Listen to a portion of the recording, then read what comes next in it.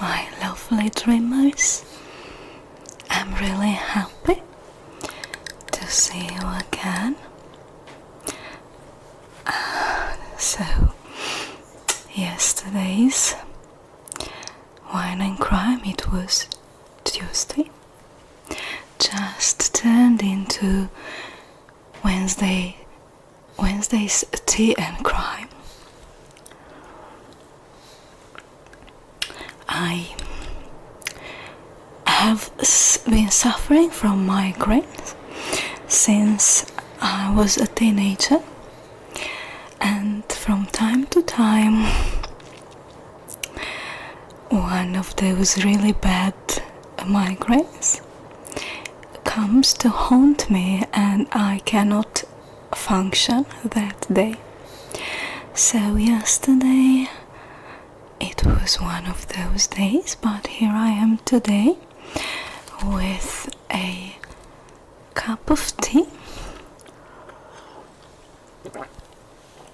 So please, if you want, you can pour yourself a glass of wine or a cup of tea or a cup of hot chocolate. Here is the first day of authentic autumn. It's raining. I think you can hear the rain falling. It's raining, raining, raining. I love rain. I love everything about rain. I love the atmosphere. I love its smell. And find yourself a cozy spot, fluffy blanket if it's chilly. Relax, get yourself comfortable, and let's get started. I'm really happy to have you back on my channel. If you are new here, I'm Christina. Welcome. You have been waiting for this video. Welcome back. I am happy to have you all here. So, hi, hello, hello, hello to you and you and you. So today's story is a very sad one. All stories are sad, but sometimes there are those kind of stories that keep on haunting you, and I have to tell you from the start that this is a frustrating story because it is still unsolved. After 17 years, Maura, the girl I'm going to tell you about, is still missing.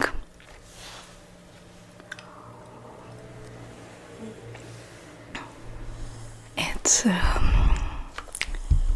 raining pretty hard, and I hope that you like the sound of the rain falling. So Maura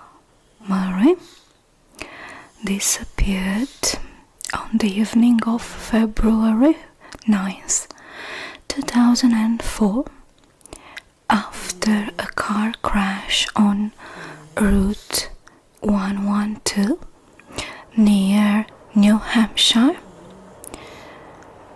And recently authorities announced that they discovered somewhere in Lincoln, New Hampshire, fragments of bones of human remains, and they made this announcement in September this year. But of course, can be, of course, a possible break in the 2004 disappearance, but it will take a lot of time to test the bones, the remains, and to know for sure. So, Maura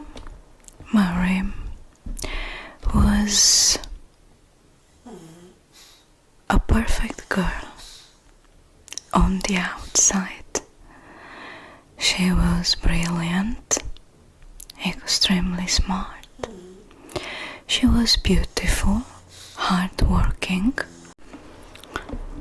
But of course, there was another Maura who from time to time just got out. But we are going to talk about this later. At the moment of her disappearance 17 years ago, on the 9th of February 2004, she was 21 years old. On that afternoon, before she left, she acted a little bit strange. She mailed her teachers, her professors, and her supervisors, telling them that she was taking a week off because she had a death in the family. But according to her family, this was not true. At 7:27 p.m.,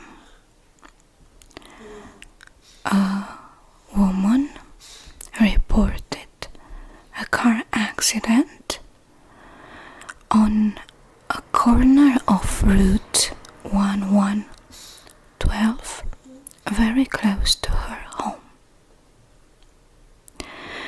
A passing motorist who also lived nearby stopped at the scene and asked the woman driving if she needed assistance. And she declined, claiming that she had already called assistance. Arriving home several minutes later, he reported the accident to emergency services.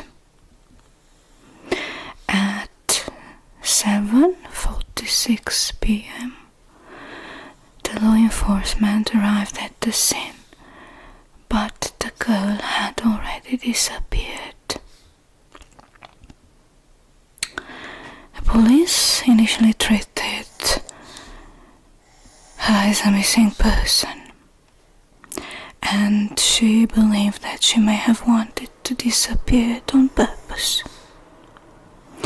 They speculated and believed that based on her travel preparations, and because there was no evidence of foul play.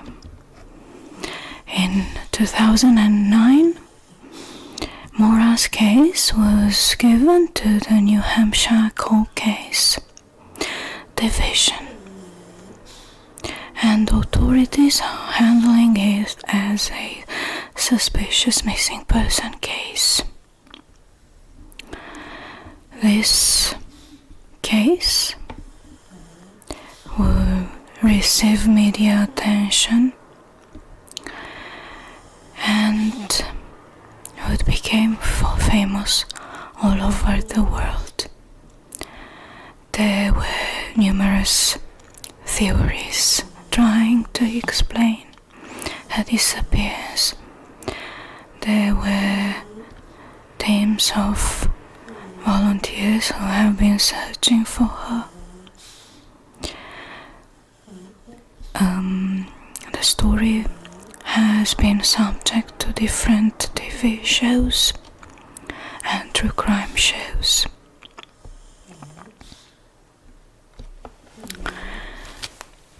But up to today, we do not know anything. There is no evidence, there is no trace of Maura. She had vanished completely without any trace. I told you before that she was considered a perfect girl, a perfect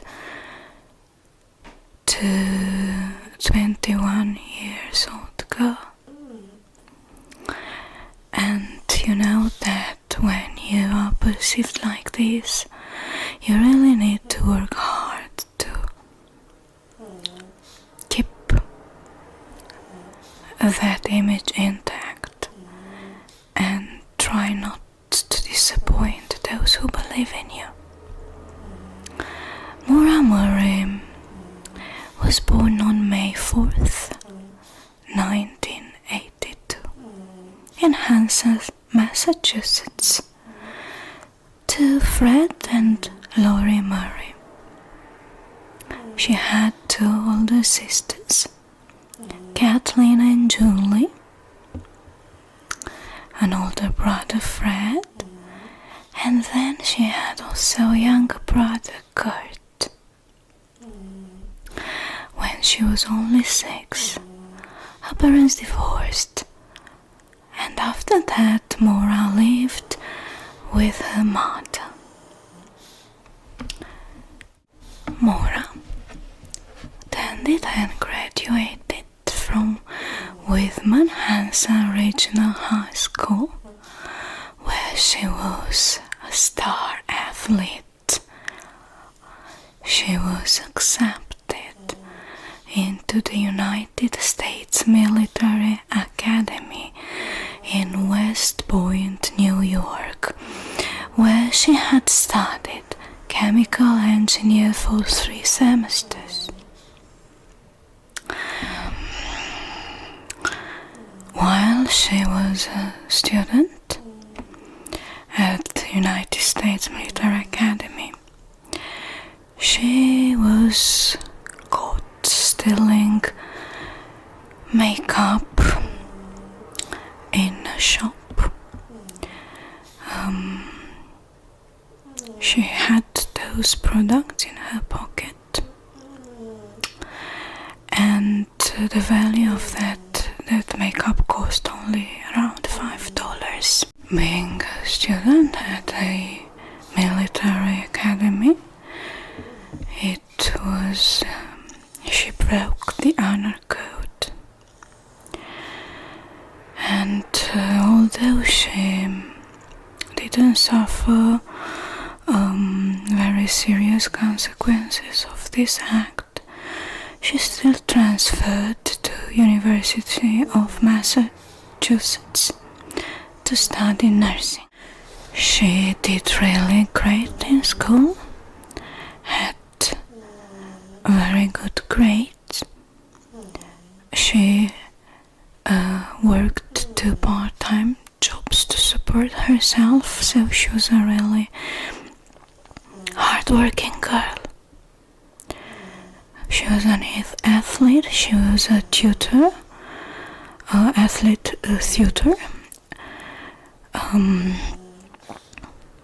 and still 3 months before her disappearance, Maura was accused of credit card fraud because she used or stole someone else's credit card and ordered a lot of food using that credit card.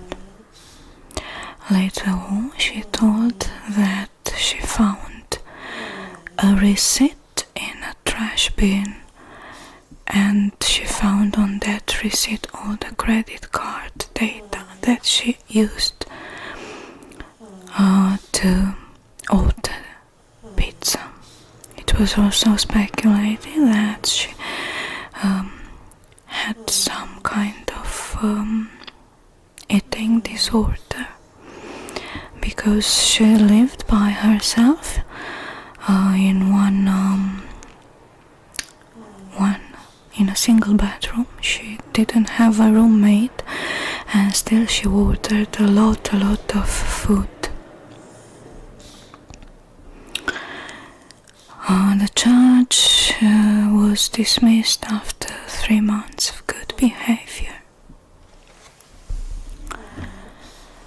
On the evening of February 5th in 2004, Maura had a phone conversation with her older sister Kathleen, and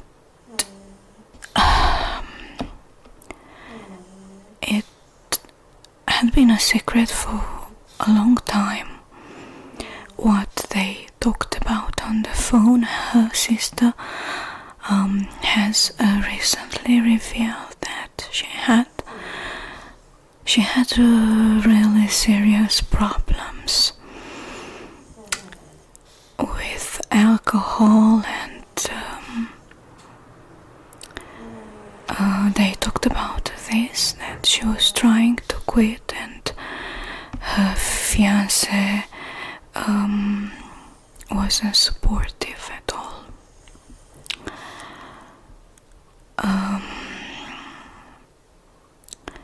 Being still on her shift at around 10:30,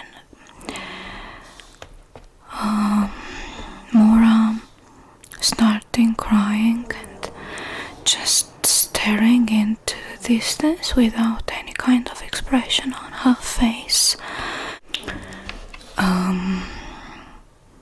Her supervisor advised her to go back to her dorm room because she seemed to be really distraught and unresponsive. The supervisor escorted Maura to her room at around 1:20 a.m. She of course asked Maura what was going on, what was wrong, and she only said, "My sister." The supervisor advised her to call someone, to go to the hospital, to ask for help. But Maura said that she had a roommate to take care of her, so that was a lie. She lived by herself.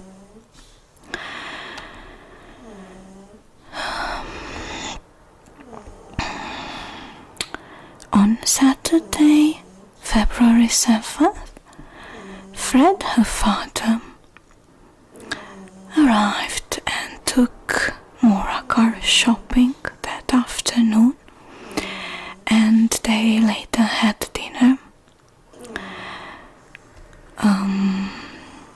Some said that this is a little bit strange, that the fact that Maura needed a new car. Others say that it's stormy weather outside, and what if you can hear it's thundering.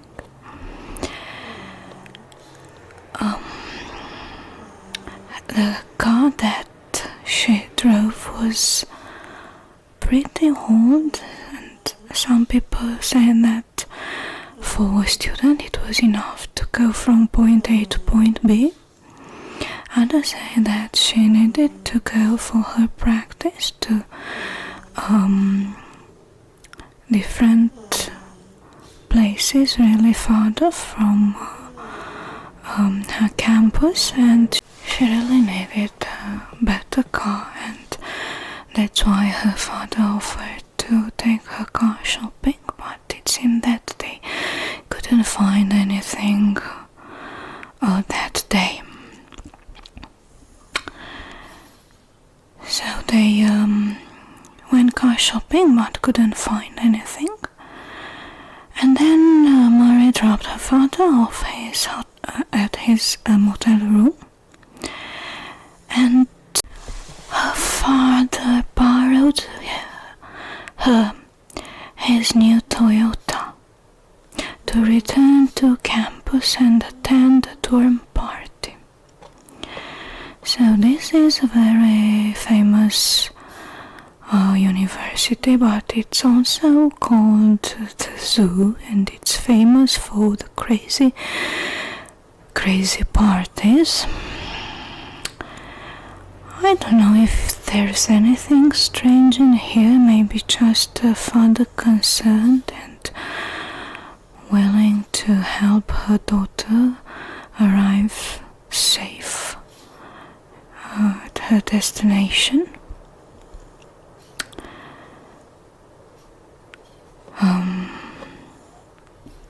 She arrived at 10:30 p.m. and at 2:30 a.m. on February 8th she left the party. There is a lot of mystery surrounding this party. Two good friends joined Maura at this party, and none of them remembers anyone at the party. They didn't seem to know anyone. They don't remember what they were drinking, what they were doing. Nothing.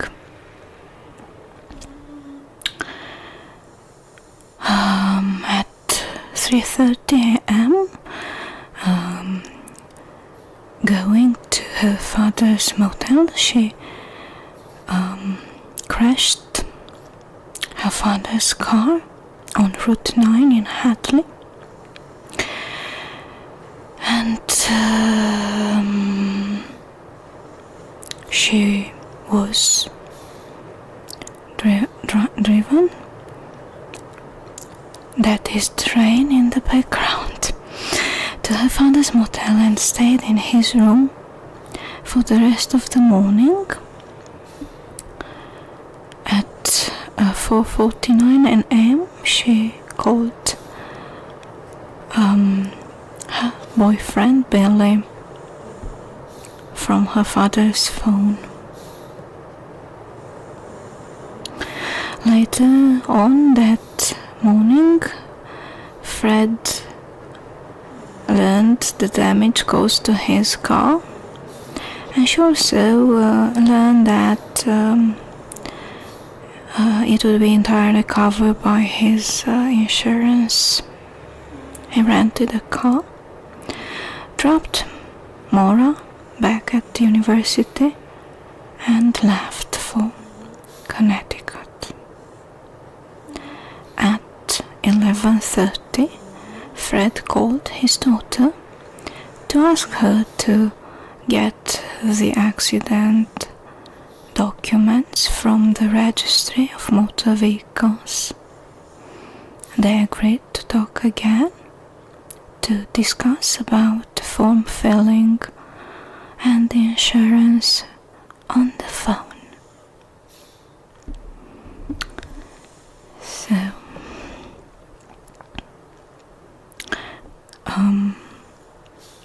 Maura had also a boyfriend called Billy, whom she met while she was a student at a military academy, and they were in some kind of long distance relationship.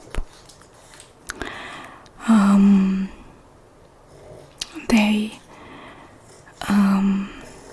had a period when they also broke up, and it is said that during that period Maura had another relationship with her supervisor,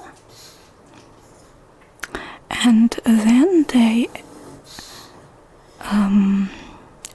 she decided to return to her boyfriend to revive the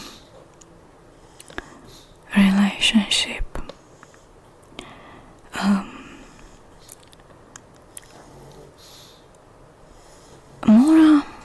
acted. Now, if we analyze her behavior from the disappearance perspective, she acted kind of strange. After midnight on Monday, February 9, she used her computer to search directions to Burlington, Vermont. Then at 1 p.m.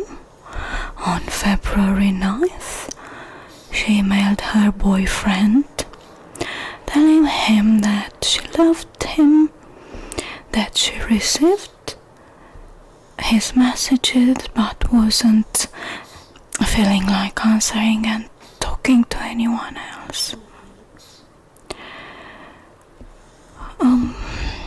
Her boyfriend had been trying to contact her the previous day. She also made a phone call trying to rent a condo in Bartlett, New Hampshire. It's a place dear to her because it's a place where she and her family had gone to vacation in the past. She didn't succeed to rent that condo.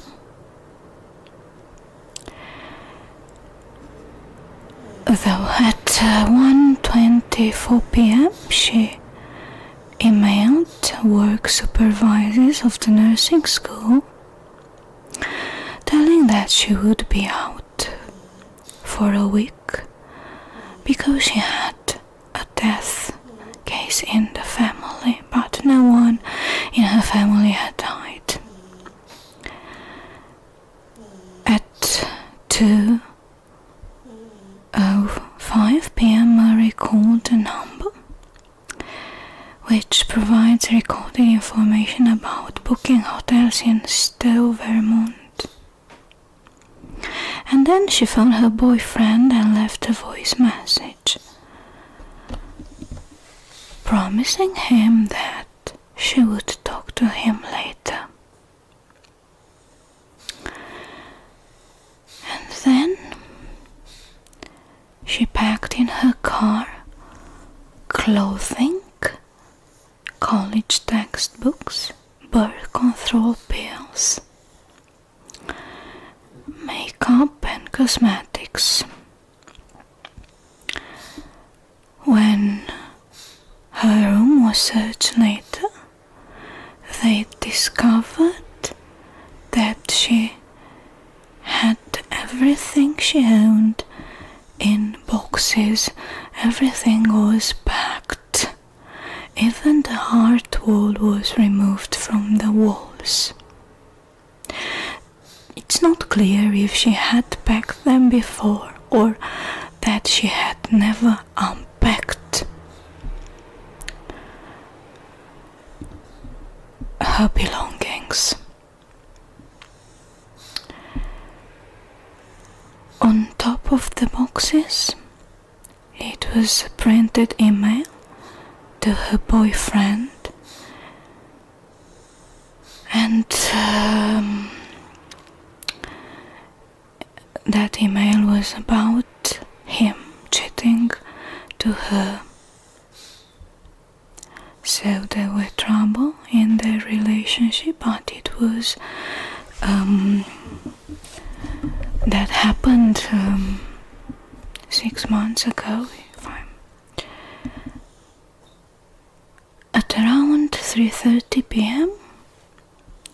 she left the campus and she drove off in her black satin sedan.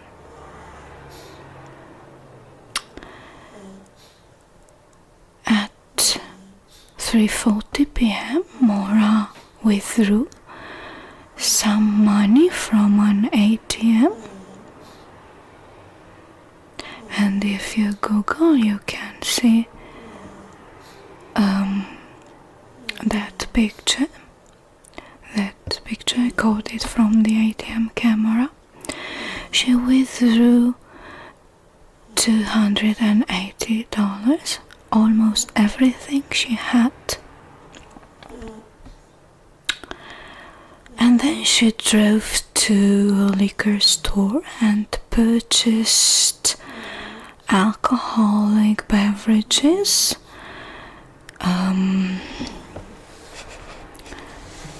and paid for these $40. She bought some Baileys, some vodka and a box of wine. She also picked the accident reports from the Massachusetts Registry of Motor Vehicles. She called to check her voicemail at about 4:37 p.m. and that was the last recorded use of her cell phone. There is no indication that she had informed anyone about her destination, her intention, or the place that she was heading for. So people have speculated a lot, and somehow suggested that Maura had planned to vanish, to disappear, and this is one of the most popular theories about her disappearance, that she had planned this and that she arranged everything before leaving, and that somewhere she met someone who guided her to a new destination somewhere in Canada, and that she wanted to disappear, that she did this on purpose. I don't know. I think she was definitely experiencing difficult period in her life. There was that Maura who needed to appear perfect, the Maura who worked two part-time jobs, who was an athlete tutor, Maura who had very good grades. But there was also the other Maura who had stolen makeup that she could definitely afford, but she preferred to steal it. Maura that used to buy alcohol, Maura who crashed her father's car. She was definitely in trouble and had a great deal of problems. She was accused of credit card fraud. It was speculated also that she suffered from bulimia. Her boyfriend had cheated on her. They got back together, but probably she could never got over completely. And my opinion, it's just my personal opinion. I don't think that she had planned, she had arranged to vanish, to change completely her life, to get away from her very strict father and her controlling boyfriend. I think that she, when you say that you bite more than you can chew, at that point it was too much for her. She was only 21 and she had to deal with so much, and she probably wanted just to take a break from everything, away in a place that was very dear to her heart, to a place where she had nice memories from, a place of peace and quiet, where to put the broken pieces of her soul together. That's what I think. Because if she had really intended to disappear, she wouldn't have packed her textbooks. She wouldn't have taken the documents for her father. She wouldn't have taken care of everything. So I think that she just wanted to escape. I think that she bought all that alcohol to have some kind of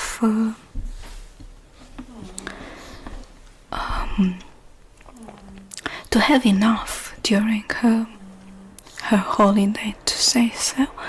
Some people say that she bought that alcohol on purpose to seem that she had an accident because of that, somehow to arrange the scene and then vanish, disappear. I think that she was going on a holiday. She took some time for herself. That's what I think. That is my personal opinion. Alright, so she had before she left, she had googled and looked for information on the impact of alcohol on pregnant women, and many people speculate that she was pregnant when she disappeared. But they later discovered that she and her colleagues were working on a project on this topic, so she wasn't pregnant. She just needed that information for her project, for her university project. Alright, so let's get back. She's in the car. She's driving her car.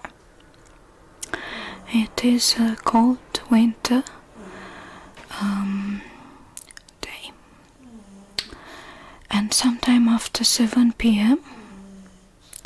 a woman living in New Hampshire heard a very loud thump outside her house in the street. She looked out of the window and could see a car that hit a snowbank along Route 112. The car pointed west on the eastbound side of the road. She phoned immediately the sheriff department at 7:27 p.m. to report the accident.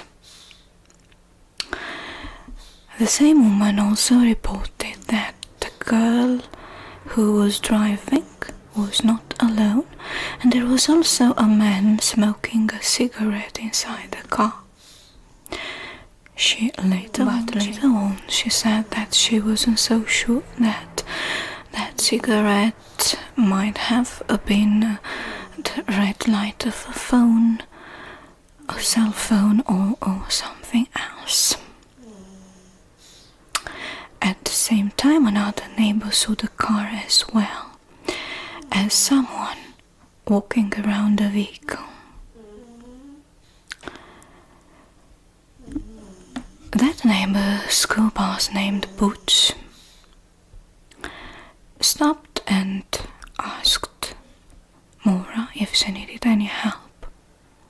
She declined, and she said that it was okay. She had already called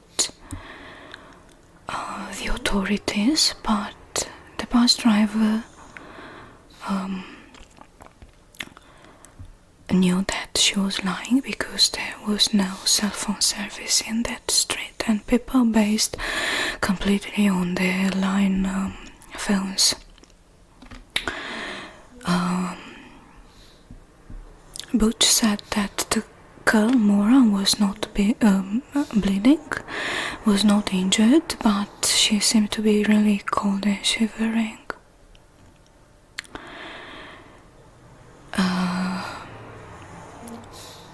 He headed home and called the police.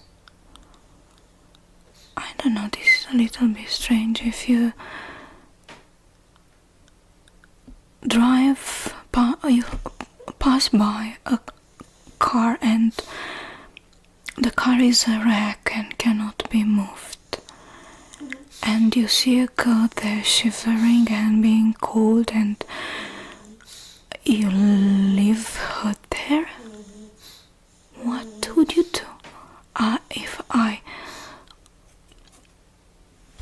don't know, I would have taken her to my place and offered to call the police to help her in any way. I don't know.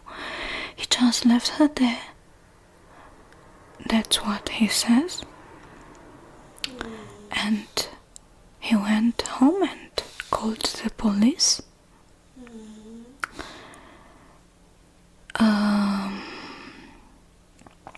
Another resident driving home from work claims that she passed the scene around 7:37 p.m. and saw a police SUV parked face to face with Maura's car. Of course, it was winter time. The street was icy, so she was driving very slowly, and she declared that she couldn't see inside or outside the cars. She couldn't see anyone, so she decided to go home. This created a lot of other speculation as a police cover, as this witness statement contradicts the official police, which stated that they arrived at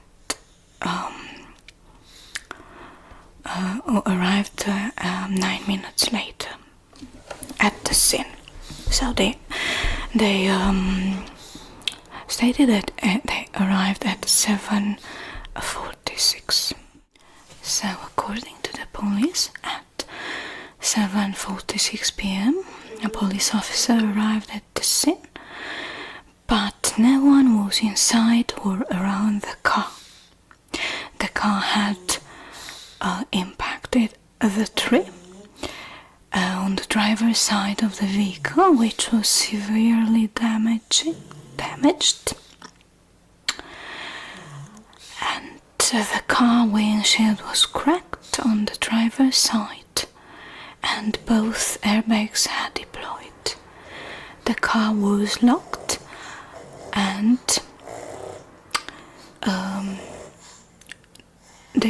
he discovered red stains inside the car that looked as red wine. He also found an empty bottle of beer and a box of wine on the rear seat.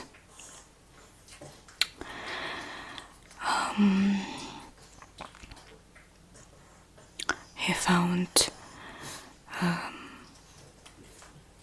blank accident report forms, gloves, compact CDs, makeup, jewelry, and driving directions to Burlington, Vermont. He also found in the Maura's favorite cuddly toy and a book called No Without Peril, a book about mountain climbing in the White Mountains. No debit card, credit card, cell phone were found, and nobody has been used, or none of this has been located since her disappearance. The police later reported some of the alcohol missing also from the car. And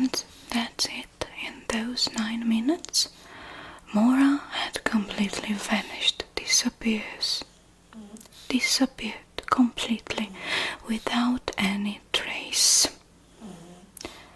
There were no footprints in the snow. Nothing, they couldn't find anything, a shoe, a scarf, nothing. And of course, a lot of theories appeared. I have just talked about one of these, that she tried to leave behind everything and start a new life. The theory is that she wanted to take her own life and go somewhere in the mountains, or that she let herself die. But still, there were no footprints. They couldn't find anything, and if she was planning to do so, why taking your textbooks with you? Why taking your birth control pills? That is really strange. And along the years,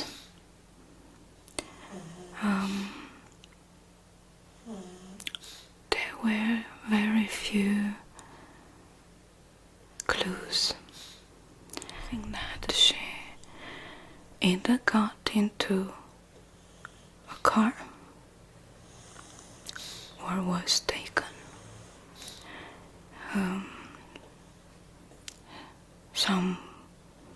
Someone offered to help her. She trusted that person and needed help and accepted to be helped. Or she might have knocked at a door asking for help or asking to use the phone. I don't know. That's my opinion. But I tend to believe that she wasn't planning to escape. She wasn't planning to take her life. She was just extremely stressed, couldn't handle it, wanted a little vacation away from everything, just to put the missing puzzle pieces back to place. And that it was icy, the street was icy, and that she had that accident, and she happened to be a perfect prey for some sort of evil person who took advantage of this. That is what I think.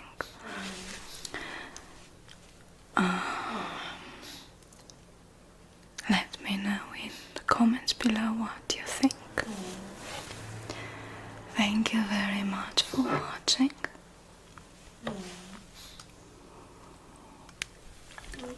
If you like my story, please drop a like or even consider subscribing. Thank you very much for watching again. See you next time.